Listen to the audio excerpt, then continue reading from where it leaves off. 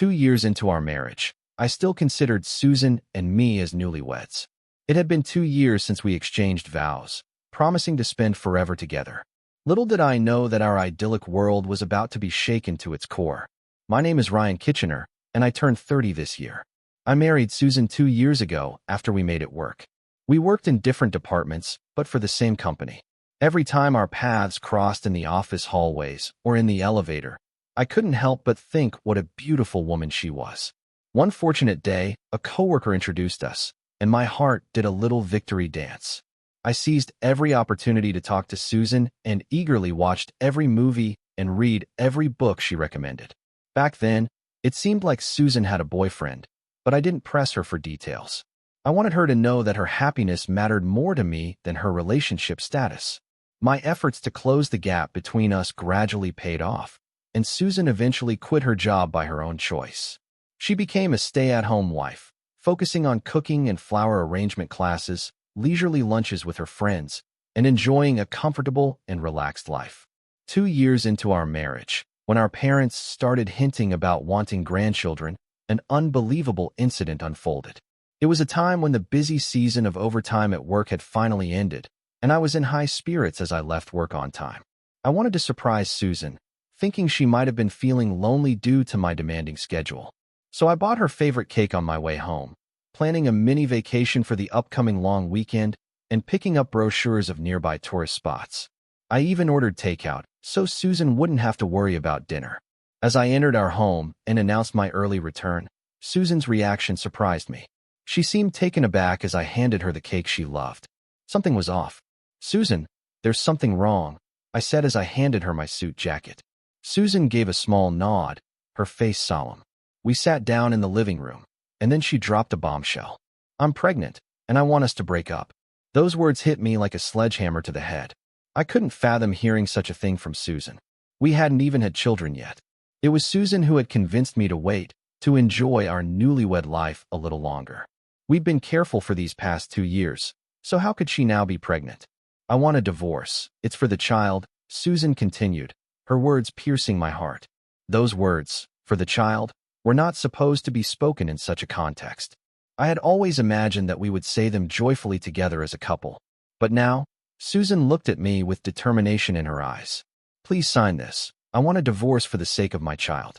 She laid out divorce papers with her signature already on them, and her parents had already signed as witnesses.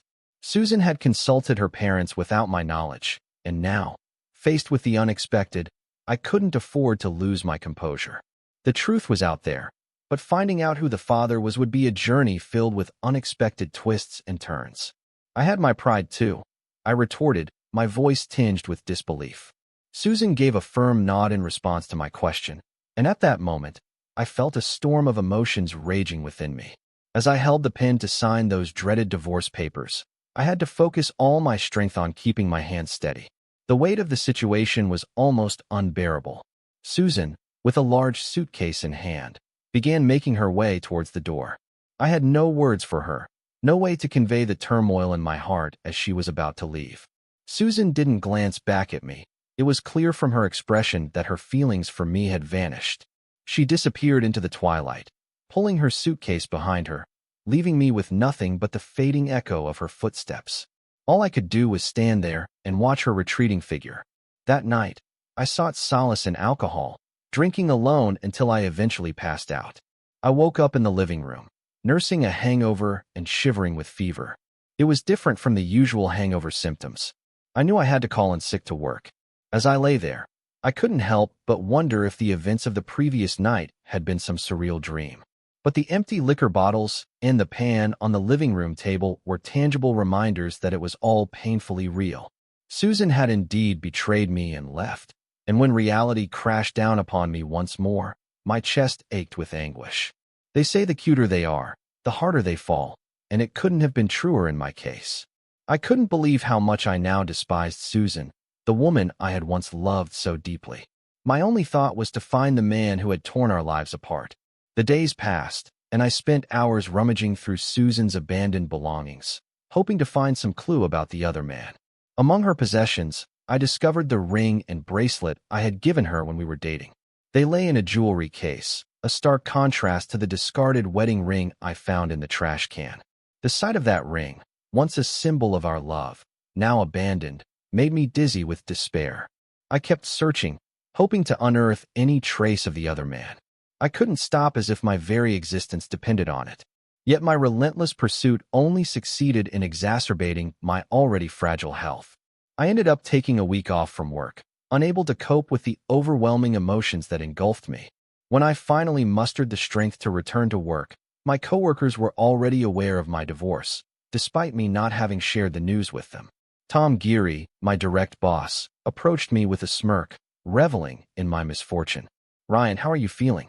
You're such a softie. Falling ill just because of a divorce," he taunted.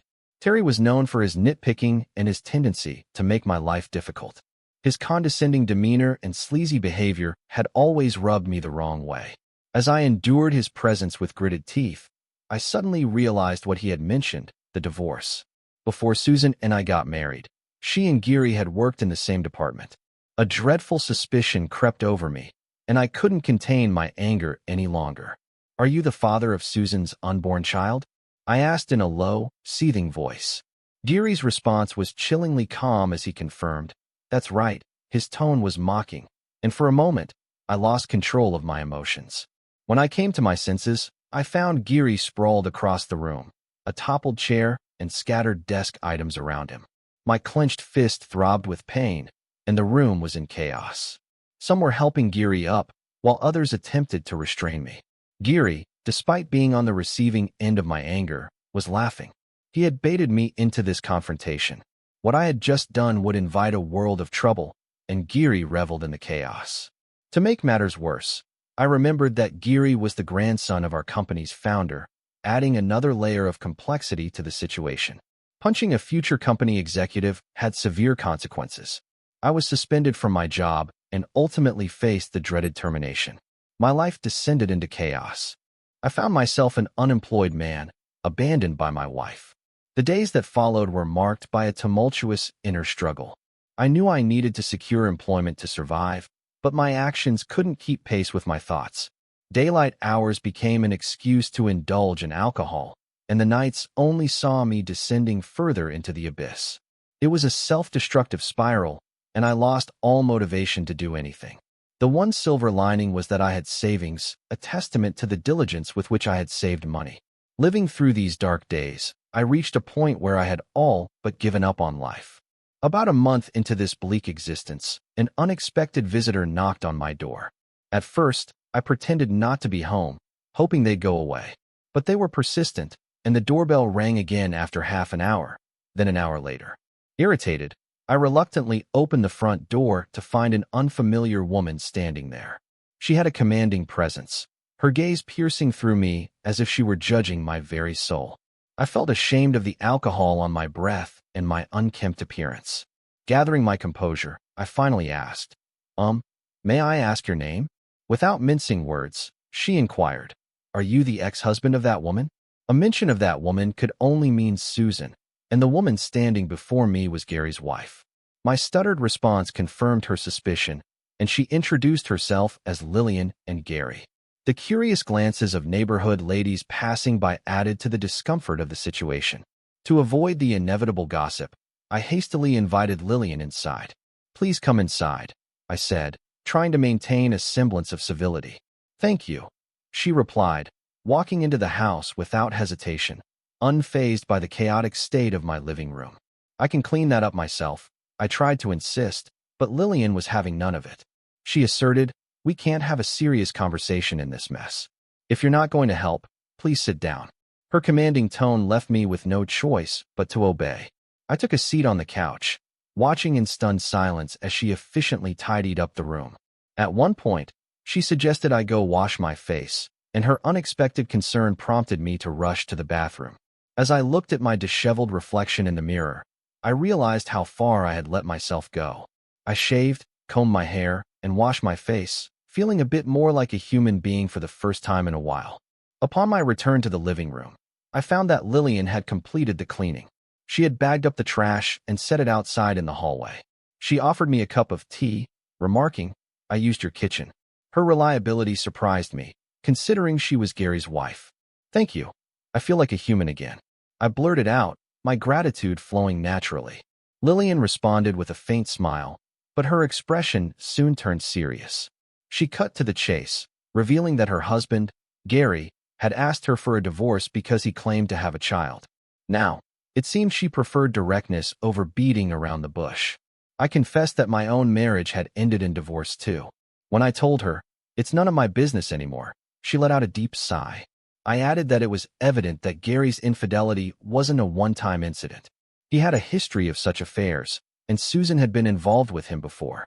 Lillian's words painted a picture of a complex and troubled relationship. Despite everything, it was clear that she still harbored feelings for Gary. Lillian's motives became clear during our conversation. She wanted to find a way to remove Susan from Gary's life. It was apparent that she was more interested in reconciling with her husband rather than seeking a divorce, despite the fact that Gary had betrayed her not once but twice with the same woman, even fathering a child with her. It puzzled me. Could she still harbor feelings for a man who had hurt her so deeply? When I asked Lillian if she had considered divorce, she seemed taken aback, as if the idea hadn't crossed her mind. Her expression betrayed no inclination towards separation. I couldn't help but wonder what was driving her to hold on to this troubled relationship. With a small smile, she replied, "We're married, after all." Her response left me somewhat defeated, and I agreed to discuss it further at another time. The day after Lillian's visit, Gary showed up at my doorstep. He had learned about Lillian's meeting with me and came seeking a conversation. As a former boss, I invited him into the living room. Gary took in the tidied-up living room and chuckled, commenting on how Lillian had cleaned up. It was evident that she had left her mark on the room, and their shared understanding of each other's ways irritated me. When I asked Gary about the reason for his visit, he dropped a bombshell. He wanted me to convince Lillian to divorce him. I was taken aback by this unexpected request. Gary explained that Lillian couldn't have children, which he desired. Susan's pregnancy presented an opportunity for him to have an heir. He offered me a substantial reward for persuading Lillian to agree to a divorce and placed a thick envelope on the table. Gary's willingness to resolve everything with money sickened me. My patience wore thin, and I grabbed him by the collar. However, Gary didn't seem too concerned. He thought he wouldn't be punched a second time. Just as I was about to strike, a soft hand intervened, gently grasping my raised fist. It was Lillian who had followed Gary into the house. She scolded me for carelessly leaving the front door wide open. As Lillian reprimanded me, I reluctantly lowered my fist and muttered my agreement. My grip on Gary's collar loosened, and the momentum of the confrontation dissipated. Lillian questioned Gary about his desire for children, and as he nodded in response, she produced divorce papers from her back. She offered them to Gary with a stunningly beautiful yet enigmatic smile, one that seemed capable of both forgiveness and condemnation. As Gary accepted the divorce papers, his fingers lightly traced the back of Lillian's hand. It was an intimate moment that made me feel like an intruder, prompting me to avert my eyes. Gary thanked Lillian and swiftly left the house, waving without turning back. It was clear that he had accepted her declaration of war. Once Gary was out of sight, Lillian turned back to me. She suggested that we lick our wounds together, but not before seeking revenge. We both demanded compensation from Gary and Susan, who were well off financially. Despite the likelihood that they could afford to pay, we were determined to make them suffer, if only a little. I instructed my lawyer to pursue all legal matters concurrently, driven by the desire for them to experience a taste of retribution, even if it was just a small measure of payback. Soon enough, Susan came forward, tears streaming down her face. It appeared that Gary was willing to pay his share of the compensation, but he refused to cover Susan's portion. While this was understandable given their unmarried status, there seemed to be more to the story. During a meeting involving the four of us, Gary began placing some of the blame for Susan's affair on me. The tangled web of emotions and alliances only grew more complex. Gary tried to shift blame onto me, claiming that his affair with Susan was a result of her feeling lonely due to my constant work. Lillian, however, saw through his excuses, accusing him of being skilled at manipulating the truth. In response, Lillian presented a comprehensive report from Gary's personal investigation. It had been initiated by Gary's parents and revealed the ongoing relationship between Susan and Gary, even after Susan had accepted a settlement to sever ties. Shockingly, my marriage to Susan had been suggested by Gary as a mere cover-up. My work-centric nature and insensitivity had made it convenient for Susan to maintain a secret relationship with Gary. Moreover, since I worked closely with Gary, it allowed them to keep a watchful eye on me. The report, compiled at considerable expense by Gary's parents, contained detailed information that left both Gary and Susan visibly shaken. Susan was the first to break, her face contorting with guilt and fear. She began to scream, but Lillian's icy gaze silenced her, causing Susan to faint. Gary, panicking, cradled her in his arms, to which Lillian only smiled, suggesting that Susan had already surrendered. It was apparent that Lillian's emotions toward Gary were complex, a mix of love and hate. Love and hate, Lillian knew, often coexisted. The depth of love often mirrored the intensity of hatred. As the conversation progressed, I played a minor role, with Lillian dominating the discussion. Eventually, the meeting concluded, and Lillian laughed, seemingly satisfied with the outcome. Following this, the reason for my divorce became public knowledge in my workplace, and it was I who had disclosed it to my coworkers. Despite the company's initial attempts to cover it up, it was too late. Gary found himself sidelined at work and estranged from his family. Susan, after remarrying, struggled with in-law problems, as Lillian's parents, who favored Lillian, treated Susan harshly for taking Lillian's place. In the end, I felt that Susan was receiving her just desserts. Once all matters related to alimony and other issues were resolved, I invited Lillian for coffee. She shared her current situation with me, explaining that she worked at a friend's company while living independently. Lillian, who couldn't have children, expressed her need to be self-sufficient. However, I disagreed with her reason for seeking independence. This took her by surprise, as it was the first time I had firmly asserted my opinion. She still wore her wedding ring, a clear sign that she hadn't forgotten Gary. Summoning my courage, I confessed my feelings, telling her that I didn't mind her situation and wanted to apply to be her boyfriend once I found a job. Lillian, seeming puzzled at first, but my sincerity became apparent. I reassured her that I would never hurt her and that we understood each other's pain. She chuckled and acknowledged that she could be quite a handful. I replied, "I am well aware of that." Gently, I traced the back of her hand with my finger, and it seemed like she was recalling something as she squinted her eyes. With a delicate touch, Lillian brushed off my finger and removed her wedding ring, symbolically breaking away from her past. She lightly touched my hand, and her fingers traced the back of my hand, as if transferring her love into me through her fingertips. Lillian laughed joyfully, promising to make me happy, and I vowed in my heart to always protect that smile. Thanks for watching. Please like this video and subscribe my channel.